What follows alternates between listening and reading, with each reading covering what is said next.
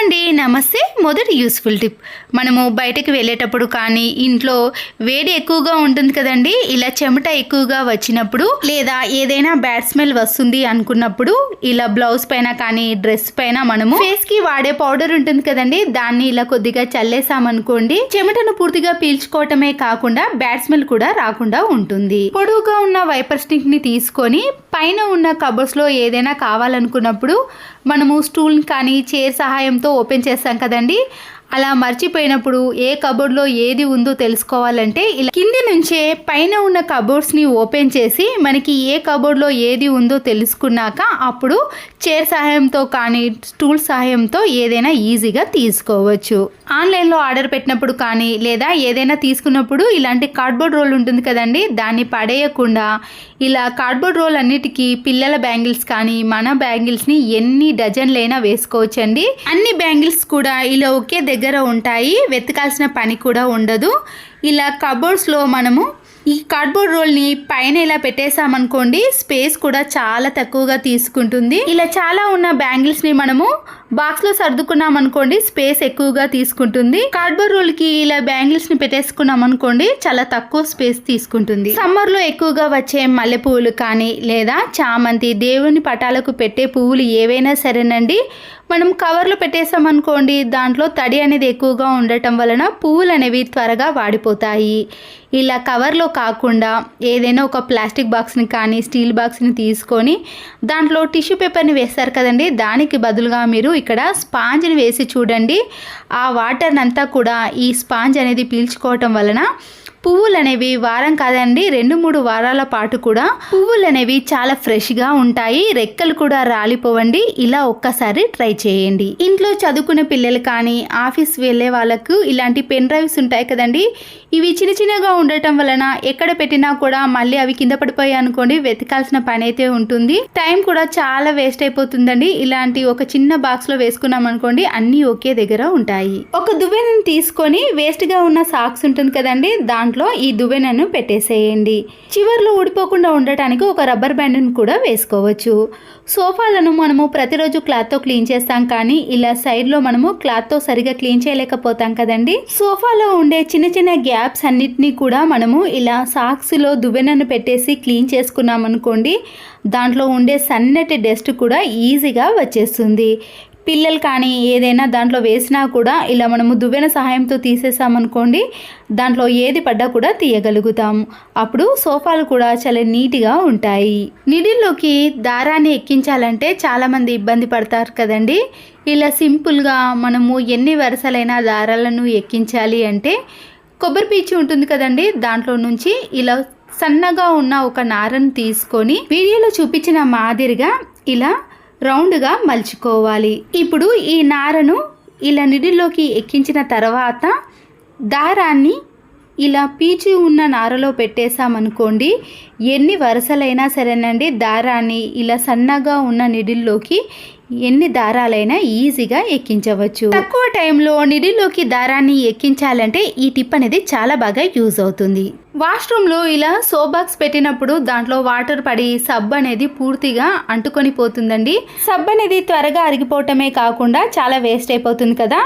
ముందుగా సోప్ బాక్స్ను ఇలా ఒక పాడైపోయిన టూత్ బ్రష్తో నీట్గా క్లీన్ చేసుకున్నాక స్క్రబ్బర్ ఉంటుంది కదండి, ఒక స్పాంజ్ స్క్రబ్బర్ని తీసుకొని ఇలా సోప్ బాక్స్లో పెట్టేసుకోవాలి. తర్వాత దీంట్లో మనము బట్టలు వాష్ చేసే సోప్ కానీ ఫేస్కి వాడే సోప్ అయినా సరేనండి, ఏది పెట్టినా కూడా ఇలా సోప్ బాక్స్కి అంటుకోకుండా ఉండటమే కాకుండా సోప్ అనేది త్వరగా అరిగిపోదండి. సోప్ బాక్స్ కూడా చాలా క్లీన్గా ఉంటుంది. ఇలాంటి విజిటింగ్ కార్డ్స్ ఉంటాయి కదండి, కొద్దిగా గట్టిగా మందంగా ఉంటాయి.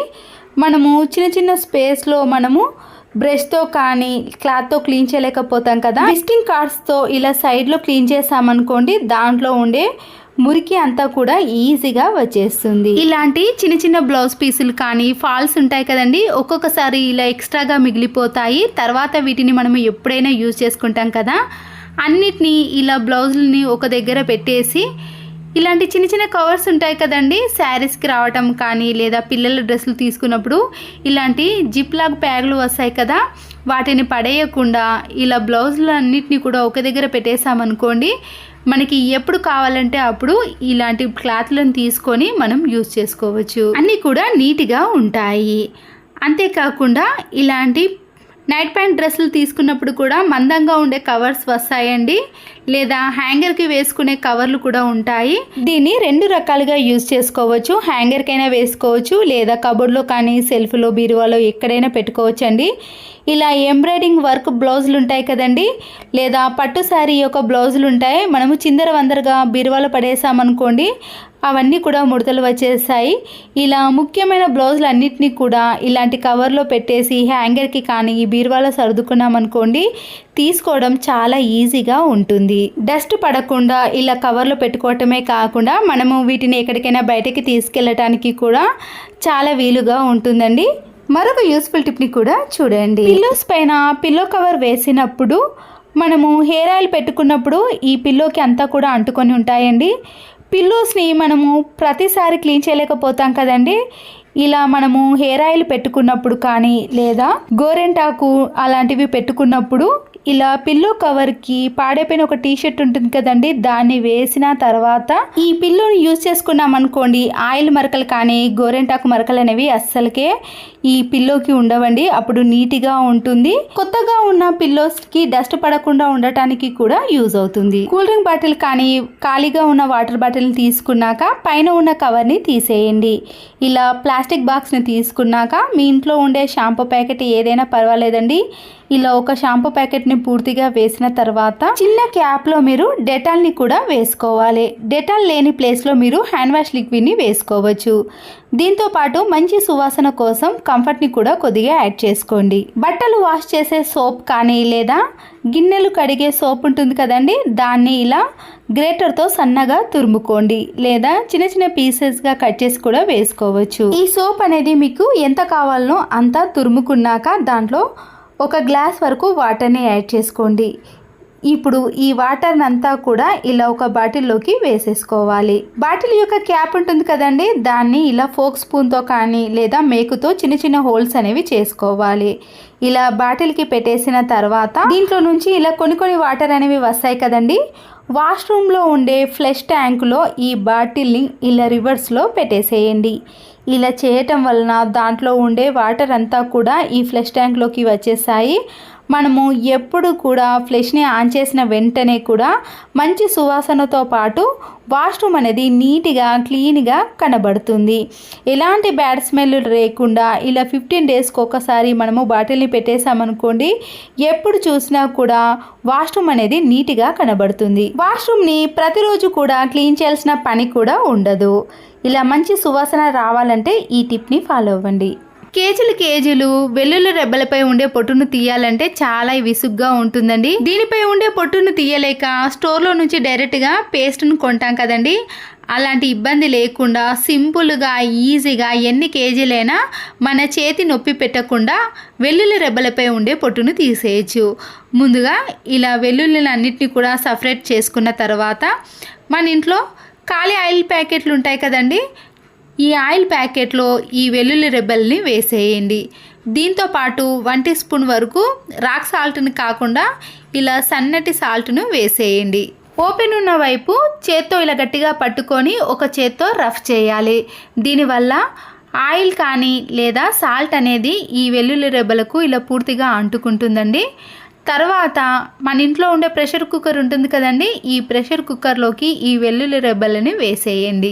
అన్నిటినీ వేసిన తర్వాత ప్రెషర్ కుక్కర్ యొక్క మూతను మనము డైరెక్ట్గా అన్నం ఉడికించుకునేటప్పుడు పెట్టేస్తాం కదండి, అలా కాకుండా ఇలా రివర్స్లో పెట్టేసేయాలి. తర్వాత స్టవ్ ఆన్ చేసేసి హై ఫ్లేమ్లో కాకుండా మీడియం ఫ్లేమ్లో కానీ లో ఫ్లేమ్లో ఒక 5 మినిట్స్ మాత్రమే ఈ వెల్లుల్లి రెబ్బలు అనేవి వేడిగా అయ్యేంత వరకు మాత్రమే ఇలా స్టవ్ పైన పెట్టేసేయండి. మరి అవి కలర్ చేంజ్ అయ్యేంత వరకు మాత్రం పెట్టకూడదండి. కింద అడుగు భాగం కూడా ఇలా మాడిపోకుండా ఇలా నీట్గా ఉండే విధంగా మాత్రమే మనము లో ఫ్లేమ్లోనే వేడి చేసుకోవాలి. చూడండి, నేనైతే ఇక్కడ మీడియం ఫ్లేమ్లో పెట్టి ఇలా ప్రెషర్ కుక్కర్ యొక్క మూతను రివర్స్లో పెట్టేసి ఒక 5 నిమిషాలు మాత్రమే వేడి చేశానండి. గోరువెచ్చగా ఉన్నప్పుడే ఇలా ఒక గిన్నెలోకి వేసుకోవాలి. కింద అడుగు భాగం కూడా చాలా నీట్గా ఉంది చూడండి, అలా మాత్రమే వేడి చేసుకోవాలండి. తర్వాత వీటిని ఇలా కొద్దిగా చేత్తో బాగా గట్టిగా ప్రెస్ చేస్తూ నలిపేసుకోండి. దీనివల్ల ఏదైనా పొట్టు ఉంటే ఈజీగా వచ్చేస్తుంది. మళ్ళీ వీటిని ఇదే ఆయిల్ ప్యాకెట్లో వేసేసి గట్టిగా ఒకసారి ఇలా కిందికి 2-3 సార్లు మనం గట్టిగా ప్రెస్ చేసి కొట్టేసామనుకోండి, పొట్టు అనేది దానంతట అదే ఈజీగా వచ్చేస్తుంది. ఈ వెల్లుల్లి రెబ్బలను ఇప్పుడు మళ్ళీ ఇదే గిన్నెలోకి వేసేసిన తర్వాత మనము చేత్తో గట్టిగా ప్రెస్ చేయకుండానే ఇలా ఈజీగా పొట్టు అనేది వచ్చేస్తుందండి. ఒక్కొక్కసారి మన చేతి వేలు కూడా నొప్పి పెడతాయి కదండి, అలా నొప్పి పెట్టకుండా ఇలా సింపుల్గా ఇలా వేడిగా ఉన్నప్పుడే మనము దానిపై ఉండే పొట్టుని తీసేసామనుకోండి, ఎంత ఈజీగా వచ్చేస్తుందంటే అంత ఈజీగా వచ్చేస్తుందండి. మీకు ఇక్కడ ఇంకో విధంగా కూడా చూపిస్తాను చూడండి. చాలా సింపుల్గా పైన ఉండే పొట్టును తీసుకోవచ్చు. చేత్తో ఇలా అనగానే వచ్చేస్తుందండి. లేదంటే మీరు ఇంకో విధంగా తీయాలి అంటే ఇలా ఒక వెల్లుల్లి రెబ్బను తీసుకొని మనము చేతి మధ్యలో ఇలా వెల్లుల్లి రెబ్బలను పెట్టేసి గట్టిగా ప్రెస్ చేసామనుకోండి, దానిపై ఉండే పొట్టు అనేది ఈజీగా వచ్చేస్తుందండి. మనము పల్లికాయకి ప్రెస్ చేసినంతగా కాకుండా ఇలా సింపుల్గా ప్రెస్ చేస్తే సరిపోతుందండి, దానిపై ఉండే పొట్టు అనేది వచ్చేస్తుంది. చూసారు కదండి, ఎన్ని కేజీలైనా ఇలా సింపుల్గా వెల్లుల్లి రెబ్బలపై ఉండే పొట్టును ఒలుచుకోవాలంటే ఎక్కువ ప్రాసెస్ లేకుండా ఇలా 5 నిమిషాలలో మనము వెల్లుల్లి రెబ్బలపై ఉండే పొట్టును తీసేయచ్చు. వెల్లుల్లి రెబ్బలపై ఉండే పొట్టు తీయాలంటే నాకు కూడా విసుగ్గా ఉండేదండి. నేనైతే స్టోర్లో డైరెక్ట్గా రుబ్బిన పేస్ట్ని యూజ్ చేసేదాన్ని. కానీ ఈ ట్రిక్ తెలిసిన తర్వాత ఎన్ని కేజీలైనా ఇంట్లో ఇలా ఒకేసారి 1 మంత్కి కానీ 2 మంత్స్కి ఒకేసారి రుబ్బుకున్నాం అనుకోండి, ఫ్రిడ్జ్లో పెట్టుకున్నా కూడా చాలా రోజుల పాటు ఫ్రెష్గా ఉంటుందండి, త్వరగా పాడవద్దు కదా. ఇలా ఒకేసారి నేను 2 మంత్స్కి ఒకసారి రుబ్బేసుకుంటానండి. మీరు కూడా తప్పకుండా ఒక్కసారి ఇలా ట్రై చేసి చూడండి, ఈజీగా అనిపిస్తుంది. ఈ వీడియో నచ్చితే తప్పకుండా ఒక లైక్ చేసి మీ ఫ్రెండ్స్కి రిలేటివ్స్కి షేర్ చేయండి. Please subscribe Siri cooking and vlogs. మరో యూస్ఫుల్ వీడియోతో మళ్ళీ కలుద్దాం. Thanks for watching.